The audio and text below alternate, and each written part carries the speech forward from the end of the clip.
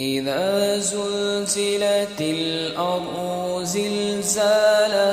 وأخرجت الأرض أثقالها وقال الإنسان ما لها يومئذ تحدث أخبارها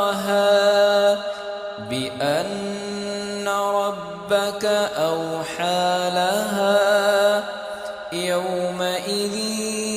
يصدر الناس أشتاتا ليروا أعمالهم فمن يعمل مثقال ذرة خيرا يره ومن يعمل مثقال ذرة شرا